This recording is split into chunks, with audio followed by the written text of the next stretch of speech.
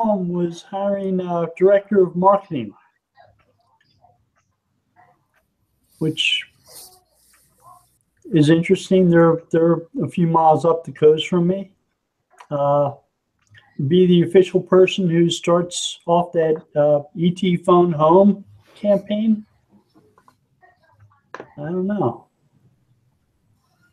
Yeah.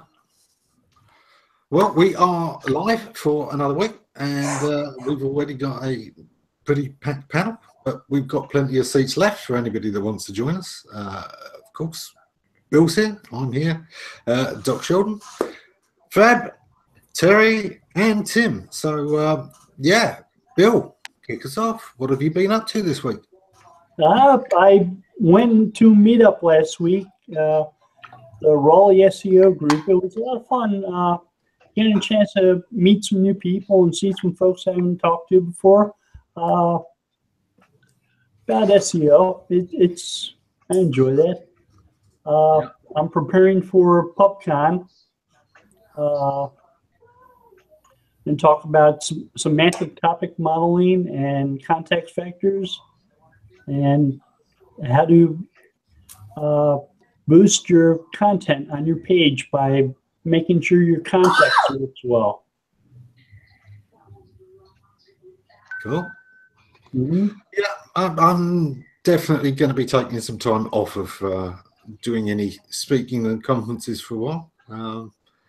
I got a couple of nice invites actually to Italy, but yeah, at the moment I'm sitting back, sorting things out. But yeah, I heard you were blamed for breaking the video by giving away too many secrets on YouTube. It's what the guy recording the YouTube presentation said. Somebody Google must pay attention. It started acting up all of a sudden halfway through.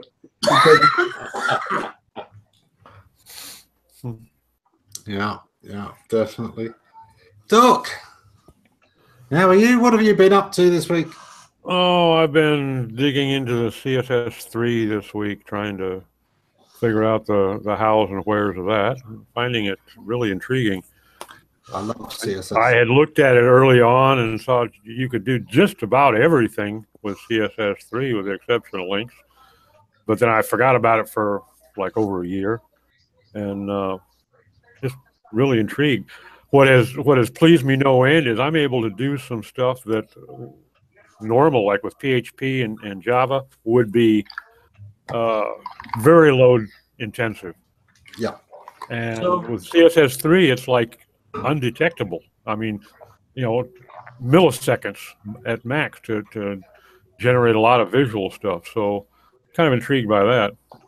So the attraction of rounding corners and opaqueness in images?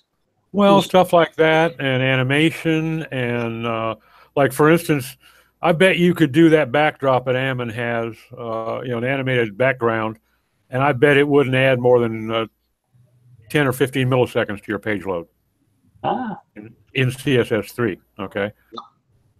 Which is kind of intriguing. I'm not sure I understand all I know about that. I don't know just how in the world it's able to do that so well. But it just, one call and almost undetectable increase in page load. Well, this is the thing is that, all of the serious program behind it is already built into the browser. Right. So all it's having to do is upload the data of where to put this pixel and that pixel rather than how to move pixels and how to display pixels. And Which brings up the point of needing probably to pay even more attention than usual to cross-browser compatibility, because it may look like crap in one browser and work like a champ in another. So good reminder. Internet Explorer. Now, as long as I build around IE6, I figure I'm cool, Well, actually, I think anything up to IE8 or 9, no, it's even higher than that. Basically, Edge should be okay. IE mostly not, or you need different techniques to get around it. And yeah, you tend to need about 3 different fallbacks. Mm-hmm. Well, I don't do a lot of building out for IE in mind, you know. So Google doesn't recommend anymore that you design pages for links, right? For links? Yeah, the old text-based browser. Oh. No, I don't think they do.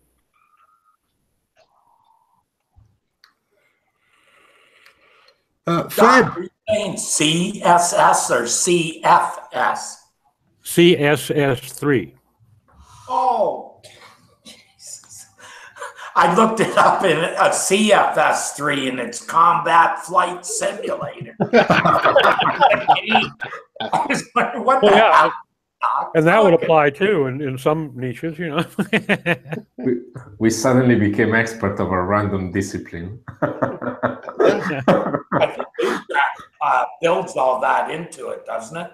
CSS3? I'm sorry, Terry, I had some static. Say again? I said Bootstrap, I think, is CSS3. They keep it up to date. You know, I can't say. Yeah, I don't deal with Bootstrap. I don't know. Yeah, we use Bootstrap, and there's some cool stuff. Yeah. Stuff that people spend hours programming, and it's click, and that, and it works. There's a good chance that some of those themes you use for WordPress every now and again, Doc, are using Bootstrap. It's the most commonly used in themes. Yes, by far, and usually done very poorly. Often. Or at least that's been my experience from the themes I bought from Envato, Theme Forest. Yeah. That's why they load in days, not seconds, right? It's one of the reasons why when I built my last really lean site, and it was a Bootstrap-based one, I used the entire default setup for Bootstrap through the CDN, and I used one of the most popular CDNs because there was the maximum chance they were going to have already cached it. That all of the files involved would have already been cached because so many websites were using it. It's not guaranteed, but it was even though I could have saved half of the size technically on the file, I just worked out that for a lot of the time it wasn't going to be as effective as you know, having something that were much more likely to have cached. Good point. When I took a site off of WordPress and put it onto Bootstrap, my page was 180 lines. The theme was 1,800. But that also counts with those. You know, it's the best thing going. Everyone should build on WordPress. Well, you could have gotten that down to 1750 if you changed over to Microsoft Publisher or Dreamscape. No, most of it is that these themes can't seem to get the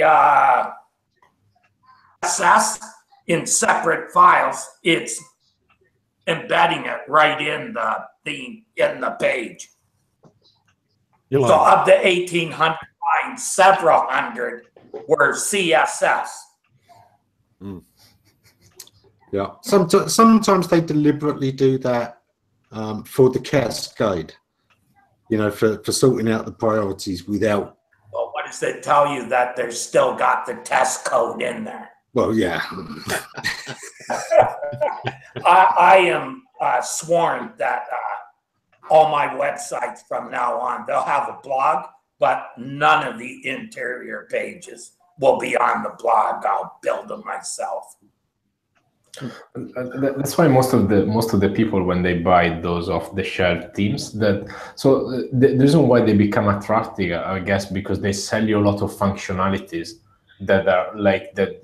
For instance, there was one friend that she had like a beauty clinic, and they have some features like the booking schedule, all this kind of stuff embedded in the theme, which to someone who doesn't know how that thing is done, it looks sexy, right? Oh, it's so easy to manage, blah blah blah. But the day that you have 10 bookings, that thing won't load, right? And then what you're going to find out is that because of all those booking functionality, the entire team is slowed down massively. So most of the time, like, you have to take these, pull them apart, remove everything that is in there, and then maybe if there's one functionality that you don't want to spend time coding, you put it back. But then reality is that you didn't use it, right? It's like you just use a... Here's the thing, most of them, you take the CSS from the plugin, download jQuery, which is already in Bootstrap. Almost anything any plugin can do. The difference is it takes someone who knows what they're doing to maintain it, not just, you know, some guy you can just walk in and, like, personally, I think that's just an accident looking to happen. That, you know, it was better in the old days when they had to come to us and get us to publish it. That way things were always done right and were properly maintained. And it's something I've noticed with regard to SEO is that a lot of SEOs are no longer aware of how important, other than page speed, you know, lean code can be, is because, you know, so many sites are so slow, so bloated, so ridiculously bad that it's kind of like those niche markets where if everyone's doing something wrong, then, you know, it's a baseline and you don't notice anybody else coming in and doing the same wrong thing. I know that some... Well, like I saw recently, I don't recall where it was, but somebody was saying that the average page is one of the tools is actually saying the average page load today is like 18 seconds. Give me a freaking break. How can it possibly be? We wouldn't have stood for that back in the 90s even. Like, no, you know, we would have redesigned the page to make it work. Even 8 seconds. Yeah. I mean, we were working on BODs, like what? 12 BOD, I think, was the first modem I had. Bill, what was it? No, 9.6. 14.4. You guys are babies. I remember 300. Oh, I'm sure you did. Yeah. I had a 300 baud dial-up boot, the little rubber boot you put on your phone receiver. Yeah. All you could do is get on CompuServe, maybe. That was about it. I remember when a 9600 baud line was considered, you know, the old T1, that was considered state-of-the-art stuff for NASA, you know. Oh, the early... That sound old. It really was. But the early web as well. I actually signed up with AOL once. Worst 30 minutes of my life. Yeah, but you could have built a home out of all those CDs they sent you for the next decade. Oh Lord. Yeah, I mean, I literally joined. I tried to find a way to get around their firewall. There were some ways around it. I got in touch with their tech support. They had no idea. So yeah, within 30 minutes, I'd stopped their service. Yeah, terrible. Imagine what their stock would have been worth if they hadn't spent all that money on CDs, eh? Yeah. You know, with respect to load times and crappy websites, maybe I just deal with a bad class of clients, but I'm getting more and more small outfits, you know, local ones that I deal with, coming to me and saying, "Yeah, I know I've got a crap website, but I just want SEO. I don't want to rebuild my website. I don't want to spend money on that. I just want SEO." Yeah, I know my horse has only got 2 legs, but I want a new saddle. Yeah. And I want it to run fast on those 2 legs. You know what? To some extent, if you just did the SEO behind the scenes and cleaned things up, I'm not one anymore that really believes aesthetics plays a lot into conversion. I think findability and usability. So if a site, you can find the stuff on it, it doesn't have to look like it was designed by, you know, a real web designer. It just Yeah, has Terry, Terry, I feel you. I understand. I'm talking about people coming to me with websites built like on Wix or on the GoDaddy website builder or things like that. The ones that look like their 9-year-old daughter designed it for them. On a bad day. And coded it for them. Yeah. It was sort of like Warren Buffett's website. Yeah. Google now is pushing sites within local as well, no? They want you to build the site page. I don't know what that thing is going to look like, but from the local like My Business thing, they're pushing some site builder, because obviously I assume they realize that there's a lot of these small restaurants and shops who don't have a site, neither have capability, right? So it makes, well, and to be honest, like the app that they added to where you could blog kind of into your Google Plus home page. You could add posts that were like blog posts. Yeah. Yeah. The function of that though isn't I don't think for that isn't for the site itself. It's not for the business. It's for the sake of making maps and local search itself better, because they want you to be able to review and talk about sites that don't necessarily, places that don't necessarily have a website. So what they'd like to do is still have an entity, and by creating that themselves as a record and then allowing people to access it through Google My Business, that works for them. It suits them most people. Tim, if someone came to me that were on Wix, that's what I would tell them. Oh, go on the Google platform. It's much better. And you're right in their wheelhouse. That's probably and Google was hosting meetups with chambers of commerce that introduced people to Google My Business and showed them that little site builder. Trying to get them on the web for all the people who didn't have websites. Who's doing that? Google was. I think ultimately Google is trying to push us all towards having everything in the knowledge panel, or whatever we call it this week, and not even leave the search results page. Yeah, that's called one-click search. That's been talked about for about a decade now. They're continuing to work on it all the time, though. Think about it. It's been the end goal, I believe, for a long time, is you never leave Google. The major part is, Google is a data company to a large extent. They are data hungry, and the funny thing is, it's not so much about capturing the traffic for them. It's just the longer they can keep you on Google and the more they can keep you there, the more complete their information on everything you're doing. So the more ads they can sell because they have a large audience. Yeah, it also adds inventory for for AdWords, which is the end goal, where they actually make their money. Exactly.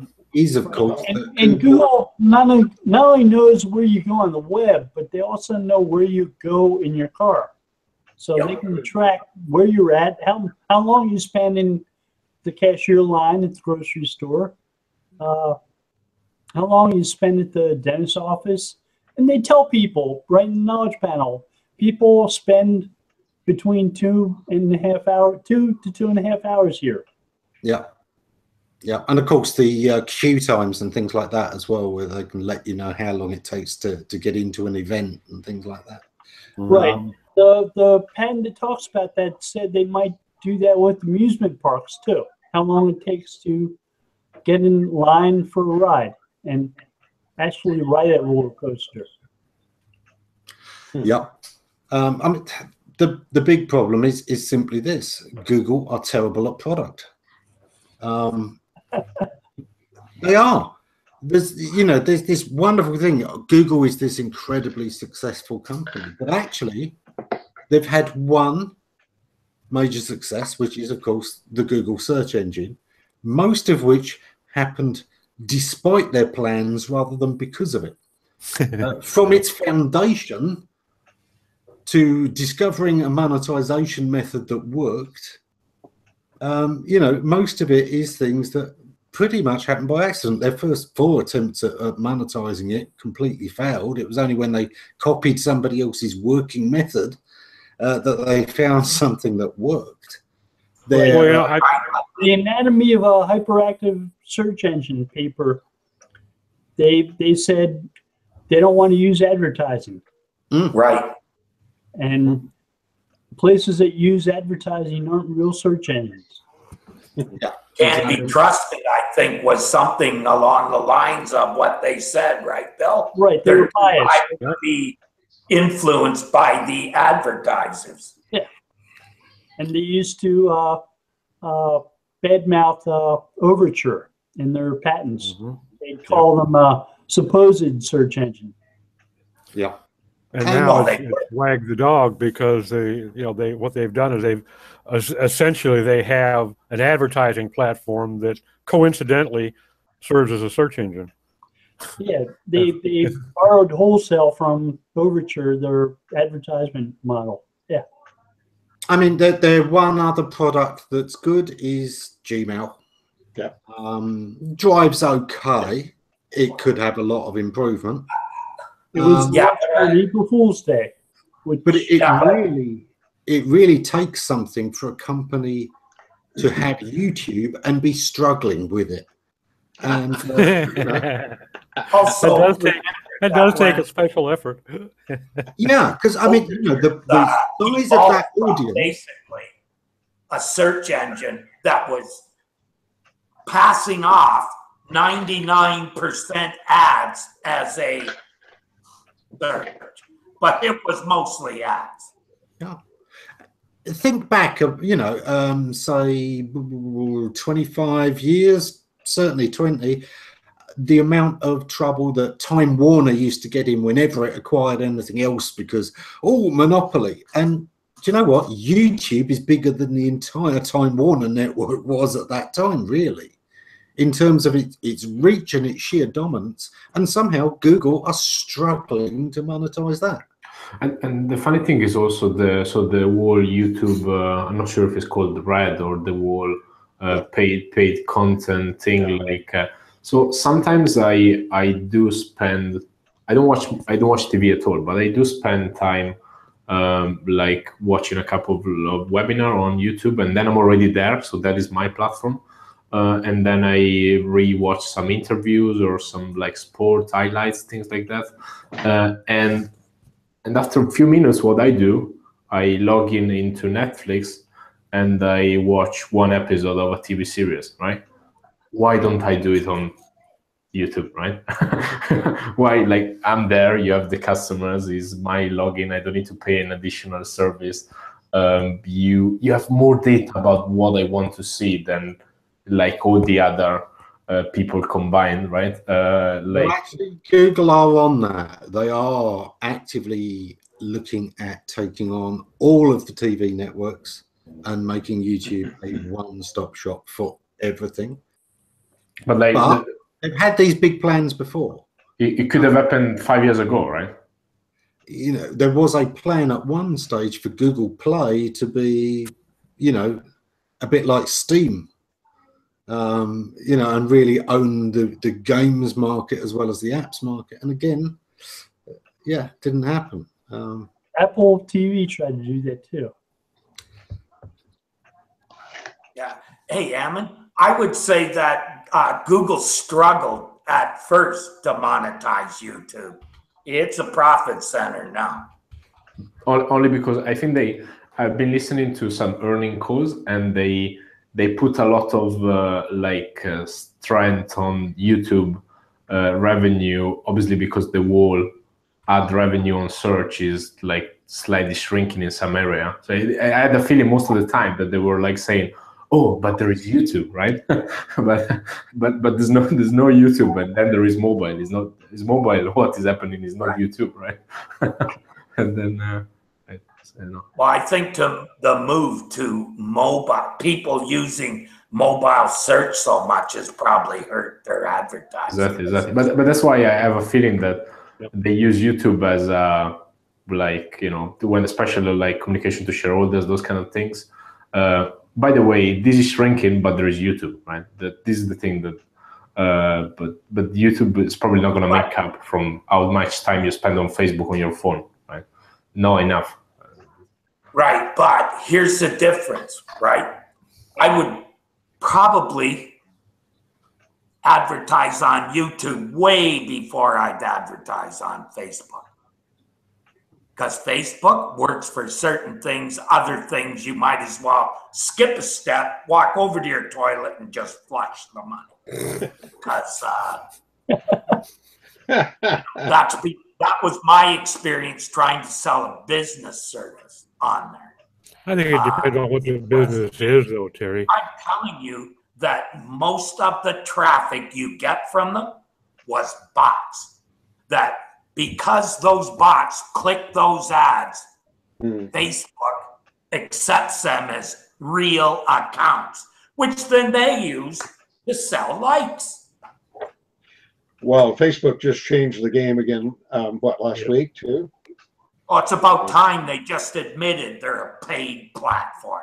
Because they have been for years, a paid platform.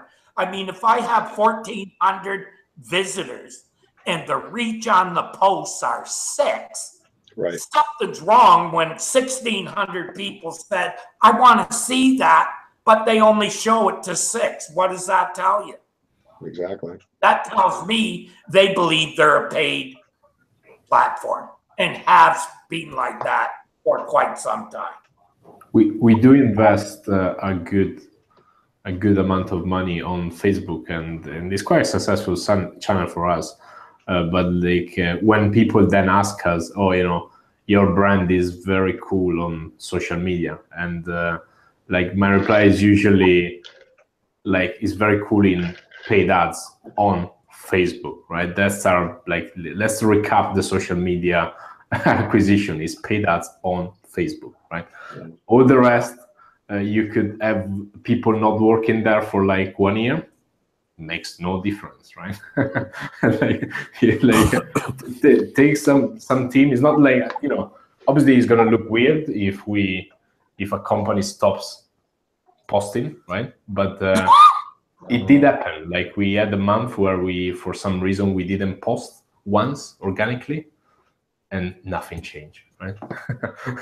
It's not that affected our. Didn't get any more sales either, and saved a lot of money. It probably does mean that the organic isn't quite targeted right, because you should be getting some kind of result for it. Particularly, I would have said through Twitter.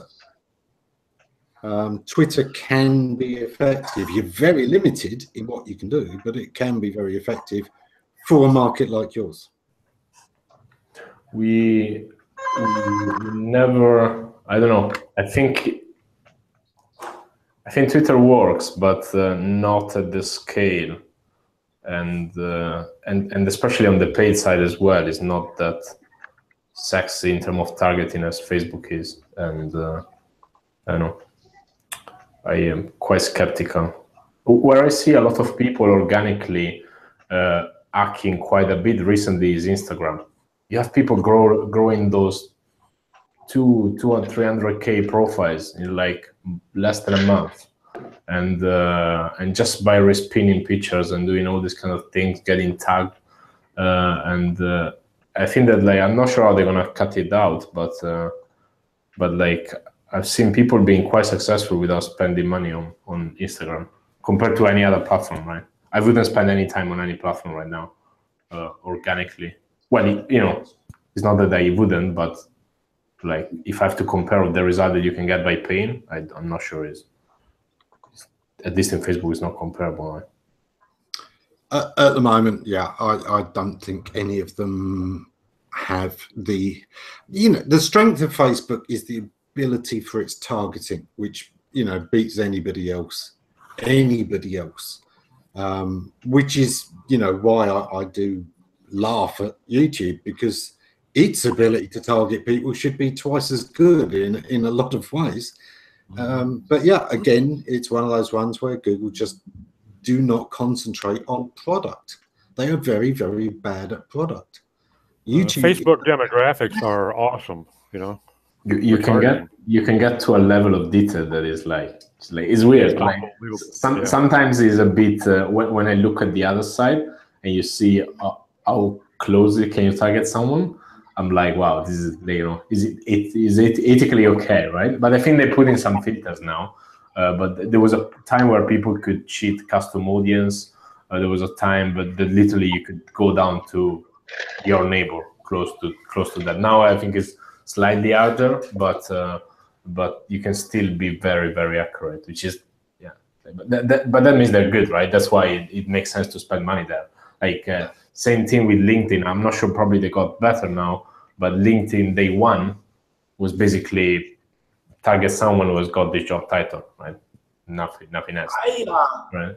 Last week, a well-known Canadian artist passed away, and so I was on YouTube quite a bit listening to his music. And one thing I realized, that people spend a lot of time on YouTube, and it's very good for remarketing. Yeah. I really believe that's how they're making the money on YouTube, and how they made it work was the remarketing. The reason being, when it first came out, a lot of the ads on YouTube were charity type ads, like where Google was basically giving the space away. Of course, I was on that platform working it the day after Google bought YouTube. Actually, they did it a bit like the way that, you know, they do most things. There was, when you signed up for AdWords, it automatically put you into its network as well as the search results. You had to untick that box specifically, and it was a bit vague about what that network was, but it was YouTube, and of course, you know, text ads. They're now starting to get video ads, but you know, as we've discussed in the last couple of weeks, they've had a huge uprising from the advertisers because their targeting is pathetic. Their ability to find the right things to put stuff against is terrible. Well, now I'm not too much into PPC these days, but some of the guys are updating to this universal campaign where basically you don't distinguish anymore from app into mobile, and basically you go into blending all the way. Like, you know, it's cool if I'm a small business owner that is spending his first $75 of AdWords free credits, but if I'm running this for good, I don't want to use that thing, right? Let me choose how I'm gonna set this up, and then, like, you know, and also if I'm not at the level where I'm gonna buy additional technology or build my own technology to bid, they should give a little bit more functionalities in there, like, rather than all this blending thing that, you know, is good for their mobile revenue probably. You know, give us a bunch of 4 headlines, 5 images, and then we'll figure out where to show it, how to show it, like, and we optimize for CPA. Like, yeah, good luck, right? It's like, in a way, while I was there looking at that stuff, I saw a real hole in a lot of people's remarketing campaigns.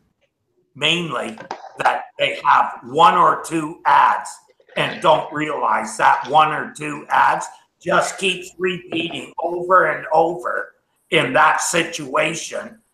I would have 5 or 6 ads all touting different benefits to the product, different pictures, that sort of thing. And I think you could get sales off of YouTube like that, mainly because of the richness of the environment that your ad is in, what you can do.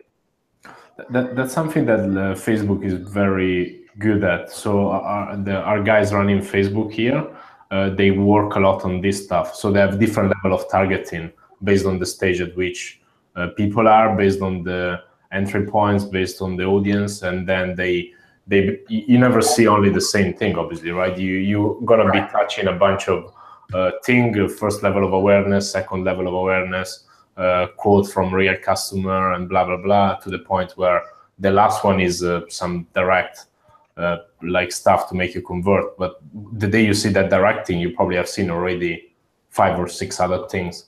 They don't push you to buy this thing with one ad, right? And this thing is so successful, you know, because you know exactly who this guy is, and then you can find the sequence of stuff that you can expose this person to, and then convince him to consider you and then buy you and everything, right? Versus just retargeting the same guy with the same banner, bum bum bum bum. It's like, okay. I was on that on YouTube, watching the videos and listening to the music for over 2 hours. So I must have seen that same banner. I can't remember. I started clicking it thinking that it would stop. It didn't.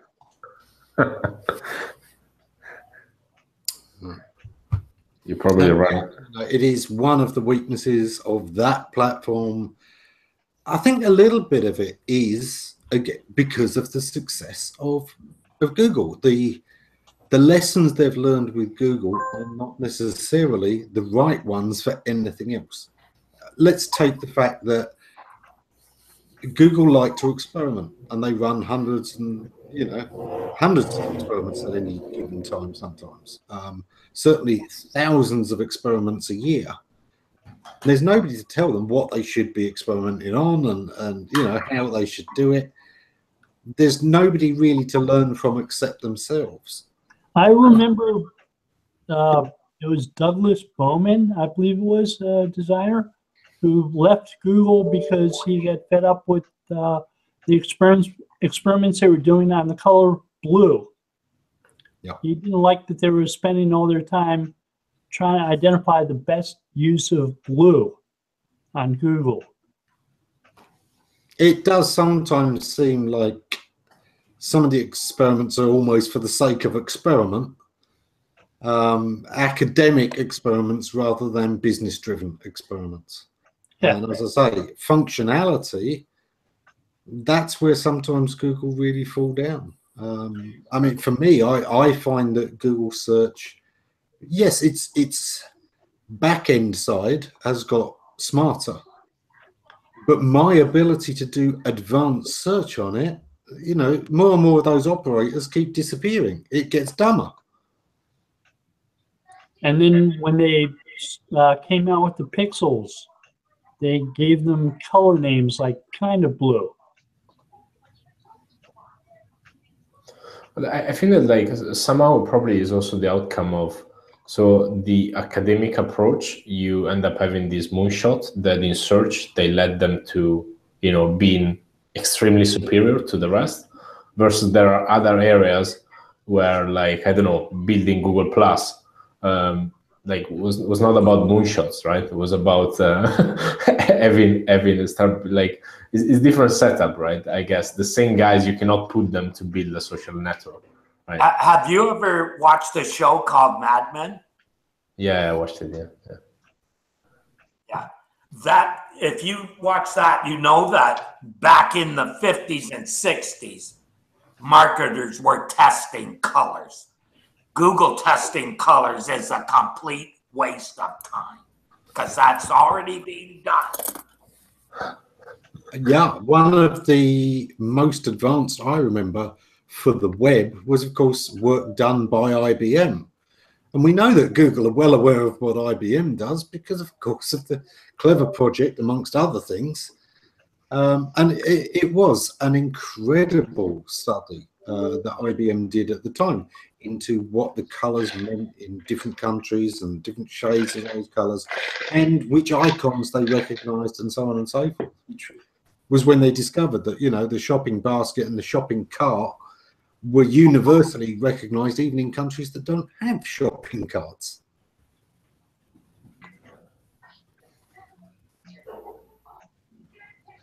There's a reason all restaurants have a lot of red.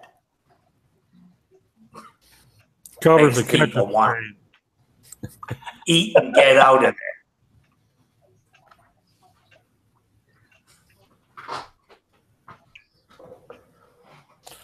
Yeah, if we were all vegans, they'd probably have a lot of green.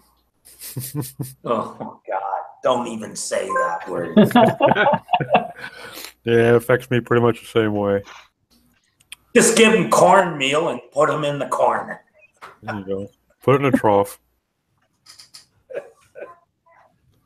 I couldn't eat like that. That would seem like you've wasted half of the good stuff out there.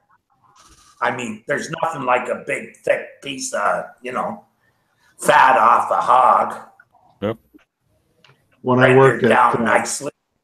When I worked at software companies in the Valley, in the cafeterias, there were literally more vegetarian and vegan choices than there were carnivore choices most of the time.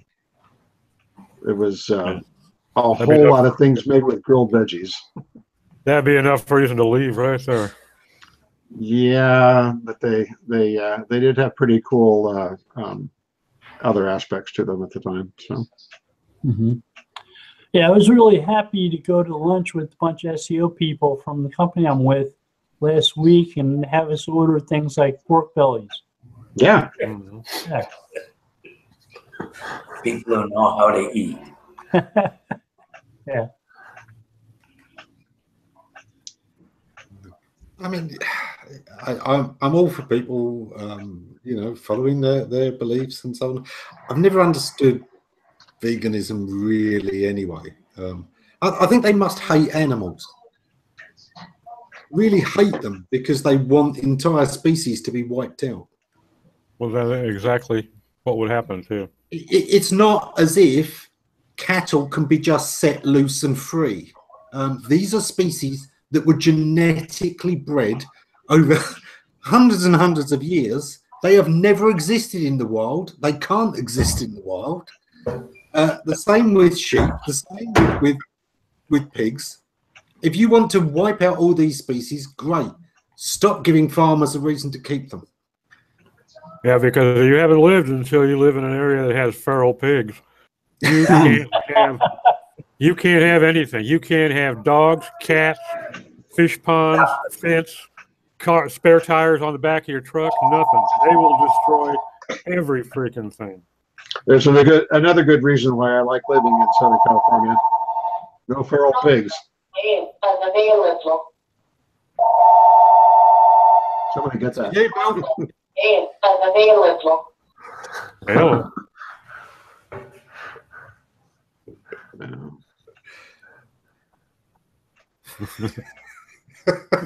Popular lad there, Billy.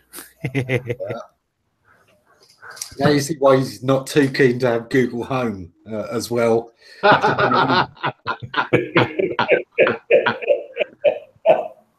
Oh, Lord. Yeah.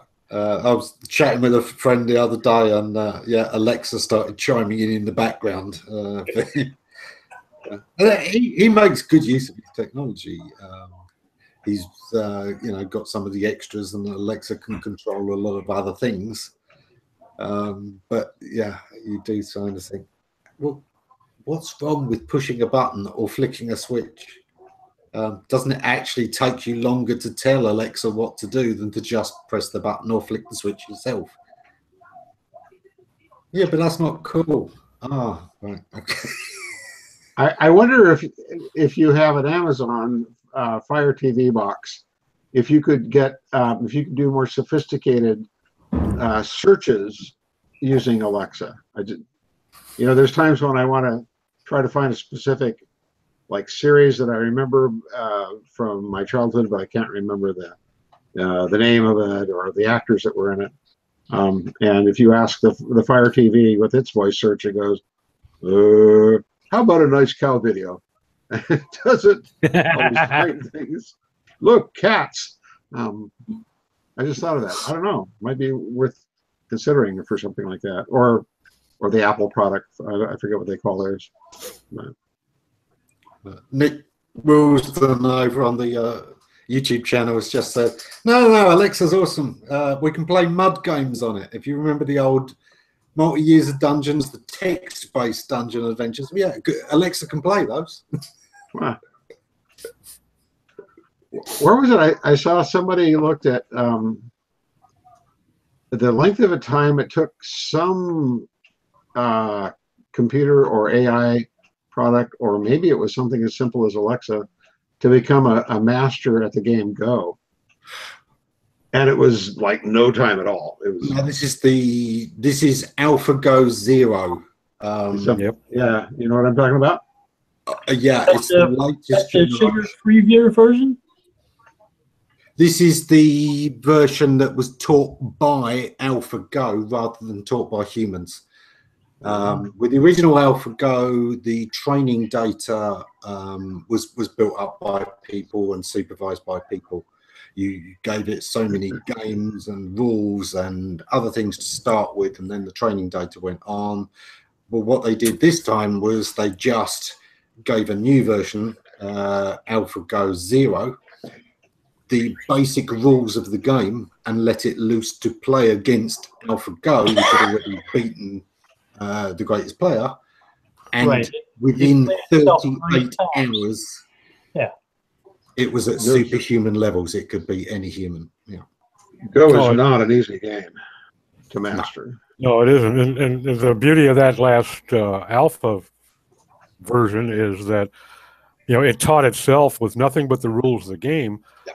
And then it was something like, what was it, like 1,600 times that it defeated the previous version of alpha, which had defeated all the human players in the world. And 1,600 times this thing defeated the previous version of alpha. A slam dunk. So, you know, it definitely, I don't think you can fairly say anymore that AI is impossible. I'm sorry. And what's really interesting is AlphaGo 0 runs on less hardware. It's not a more powerful system. It's a less powerful system by several factors. And it learned everything it knew from playing arcade games. Yeah. But the way it's multiplexing its processing is the real key there. Yeah. It reminds me of the old War Games movie where the launch computer figures out at the end that it's an unwinnable game. I know that they were setting it free on some first-person shooters and other games recently, and you know, I'm fascinated to see where that goes. They are certainly teaching it a lot faster how to build robots and shoot people. There you go. They did release a paper talking about what they're doing with StarCraft. Also, I think the Elon Musk one did beat a League of Legends player, something like this. I don't remember exactly what, but something along this line. It's quite funny. It's quite funny how, I don't know whether like is all the media turning everything that Elon Musk saying into like this prophecy. And they keep banging about like, oh, Elon Musk is worried that AI is gonna put us at risk, and then, but reality is that he's making this AI company. He's funding this AI company. It's like, yeah, okay, right? Maybe it's you making this, making what he says. Somebody's got to build the robots that will fight on our side. Okay. That's kind of like saying a search engine should not have advertising. Yeah. Well, you know I do think maybe Google should, let AlphaGo run YouTube for them and Google My Business, and they've got it right. Well, an interesting thought though, when you've got a machine, an algorithm that is capable of 8 million thought processes per second, okay?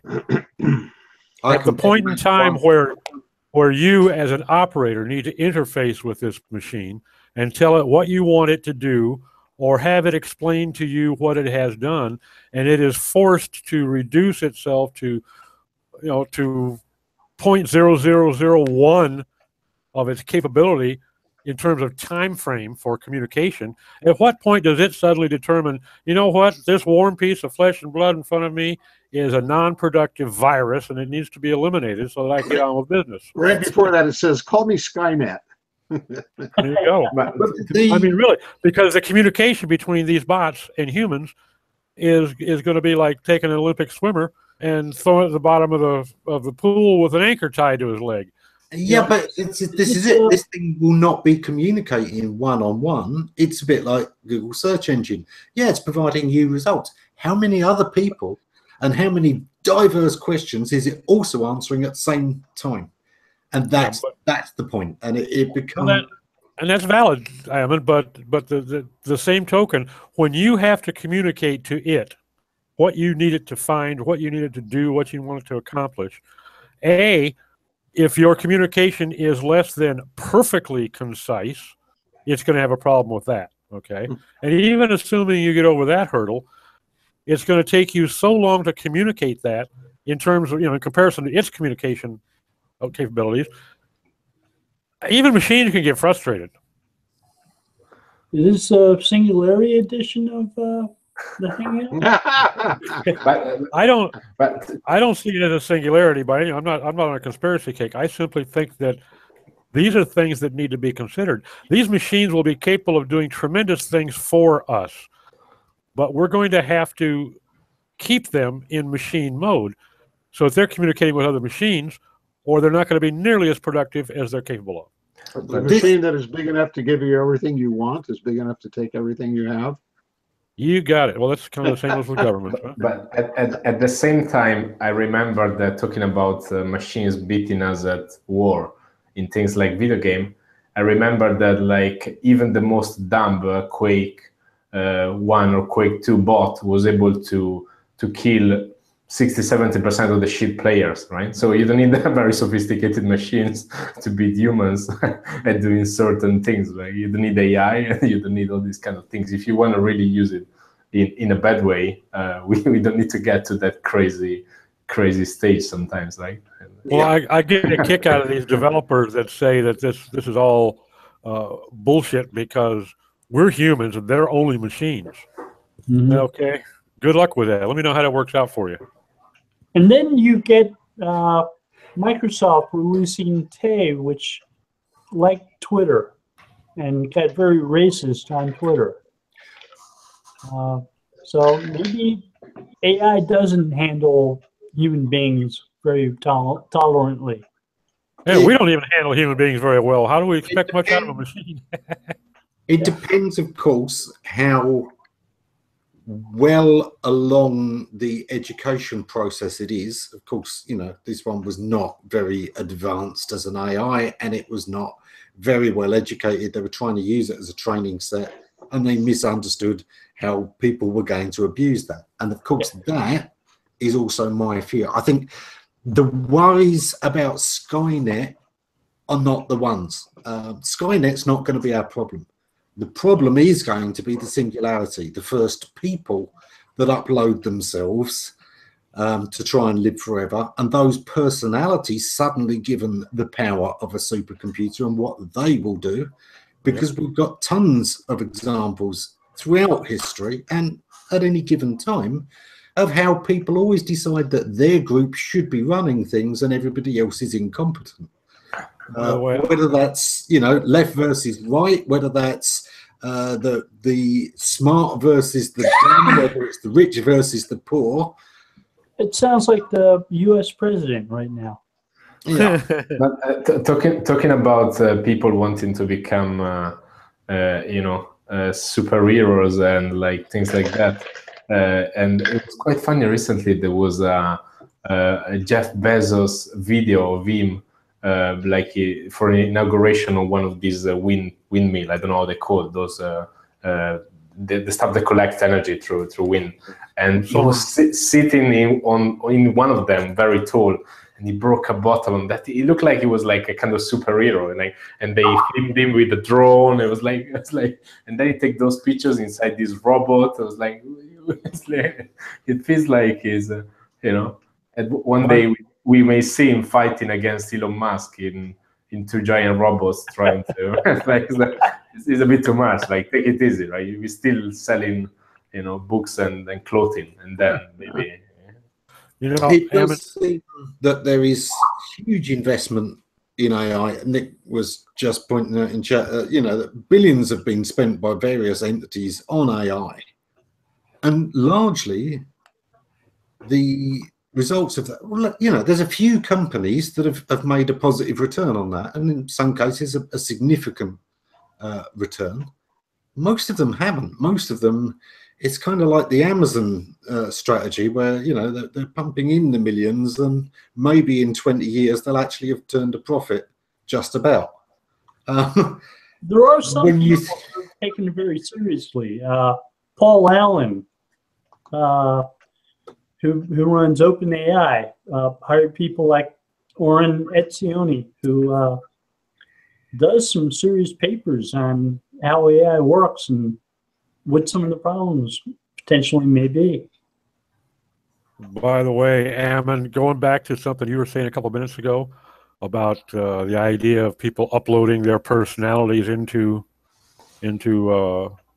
machines, there was a recent experiment performed in Israel where they presented an individual with a series of numbers and colors and smells and feelings, and then they uploaded this person's memories into a digital bank.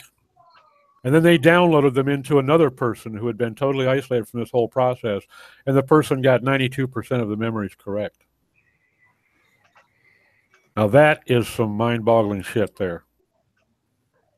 That they've actually managed to find. Now these were very binary things. It was like salty or sweet, warm or cold. So I mean, there's a long ways to go before these really get sophisticated.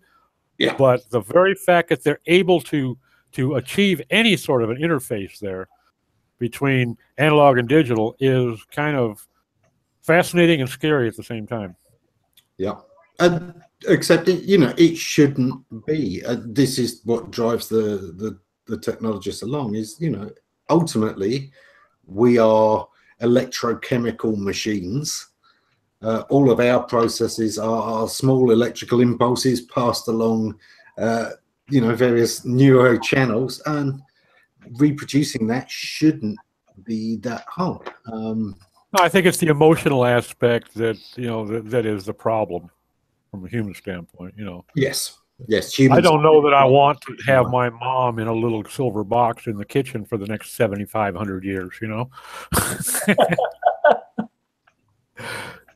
Just remember to watch your language. They're going to struggle with the longest, because we all know that the people who tend to be the best with technology, and especially with working with technology, tend to be quite high on the autistic spectrum.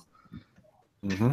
Their emotional intelligence doesn't seem to be as intuitive as their big brains might suggest. Yep.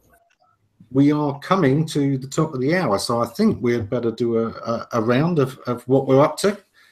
Bill, kick us off. What are you up to this week? That's a good question. I'm working on building new products related to search for clients. And that's a bit of a challenge in itself. Yeah. You run out of audits to do? No, but a client who wants type of stuff I've been writing blog posts about, like context vectors and some semantic topic modeling and so on. Yeah. Do you get help from someone to do the dev side of things, or whether you're working, you actually building it, or you defining specs and recommending them how to do it? Right now I'm working on a proposal that tells us what types of things we'd be looking at and what we would build into a deliverable. I see.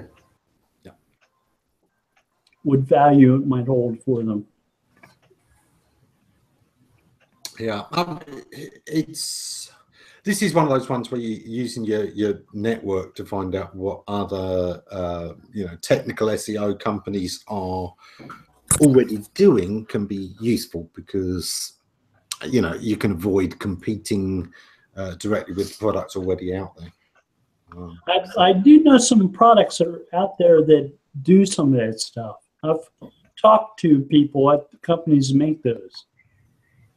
Mm-hmm. It's quite funny also, like how many agencies they package a normal service into, oh, we have this product, hold on, man. You have a bunch of guys do these things, and that's called surveys, right? There's like time that goes into spreadsheets, and like you have no technology, and also you have nothing that is proprietary. Like it's not yours, right? Anyone could do no, I disagree. I disagree, because they have knowledge that nobody else may not have. So that's but it's difficult to quantify, right? It's like until you don't have something that is a product, anyone could come and tell me the same 10 things, right? Yeah, the problem with that, Terry, is that, well, it's great to have knowledge nobody else has, but the minute you start to do anything with it, people can see what you're doing, backwards engineer that knowledge. This is why service industries are worth the least to investors and are traditionally the very first to become absolutely flooded in any market, because anything one person can do, another can learn to do. Well, that's pretty well SEO from day one. There isn't anything you can do that someone can't look at your work and reverse engineer it. That's why you don't show them everything. You know, you always keep something in the hip pocket for when they start copying you. Yeah, but you can't hide it all. We both remember the days, Terry, when the entire population of SEOs were... We both remember the days, Terry, when there were 100 SEOs worldwide. There are now hundreds of thousands. Now, yes, a lot of them are not stellar quality, but even then, there are more people speaking at one event now than used to be present in the highest forum that was multinational. So, you know, it still is that thing that it expands. You know, you can't hoard knowledge and use knowledge. You can hoard it or you can use it. I think it's still, that is still true with people who are highly specialized or who have got some particular experience. But then if you look at the bigger landscape, all those WPP, all these other agencies, like the level of cannibalization between those agencies is crazy. Like even inside WPP, there's a pure, you know, if you kill this one, it's fine. This client is yours. That means that anyone in there is completely replaceable. There's no technology. Because if someone would have a little bit of technology, this company would last, right? The reason why they die and someone has replaced them is because there's no such thing. Or there's some, like, you know, this is not the entire industry. There are still some good niche agency. There are some large agency who invested in some products, but most of the people, they don't have any tech, right? That you trust. You're basically buying the time of people, and then you're down to the mercy of is the guy that I'm getting good, right? Yes. It's always the biggest problem for people investing in SEO for the first time is, you know, how do they know whether somebody is any good or not? Let's face it, it's hard for the conferences run by people who keep up with the industry to always get people who are great SEOs. Some of them are just good speakers and may not actually be able to you know, do that much. We are really past time, but Doc, what are you up to this week? Quickly. I'm just going to keep playing with this CSS3 that's got me so excited. I'm actually toying with the idea of trying to build my first plugin. Nice. Which means I'm really going to have to do some cracking of the books, because I'm about a day late, $1 short there on that learning curve. So I'm looking forward to talking myself into trying that. Because even if it doesn't work, at least I'll learn something. Cool. Fab, what are you up to this week? Not much. Probably we had a bunch of things happening. We changed our price. We had a lot of planning in the company. So yeah, finally going back to work. Today we revamped the whiteboard for the first time in 20 days. So like it's that good feeling that, you know, people are actually going back to having sprints rather than waking up every day and guessing what guys are doing. Oh, yeah, that's the main thing. Terry, what are you up to this week? No good. I've been writing a post.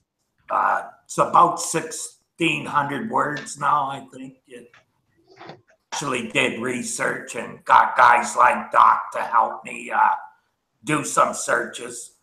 I've come to the conclusion that for a few months, I've been asking, has anyone seen an algo update? I found out that there's one about August 22nd that was a local, supposedly just local, which I'm having a hard time understanding what local is, because if you talk to a person who's an expert in local, they're telling me that it's only the 3-pack at the top. I guess they don't understand universal search. Because, you know, and then I went on to tell them that I actually saw an aggregator that had no address on their website, and they only had an address in their Google listing. Somehow they got a business listing, which is beyond me because they're just an aggregator. Area of service. Yeah. And Tim. And this is, I can show you search right now, right? In a local space, you don't get, and I've been watching this over 3 years. And I can see where almost everything they're saying doesn't work for this particular SERP. It's like a whole category. Like I saw leads from that category go from 10 a week, and it's because where we were above the fold, we're now on page 2, and above us are a bunch of spamming guys in the industry. I know because I know the pile of spam they're sitting on because I found it. And classified sites. I understand classified sites like Craigslist and Kijiji. That's authority passed down. They always clean that stuff up. What's bothering me is it's gone on too long as far as I'm concerned. But Terry, are you found before the dead body on page 2 or after? Pardon me? We're going to carry this on in the green room for now. Thanks for joining us and see you next time. Sorry.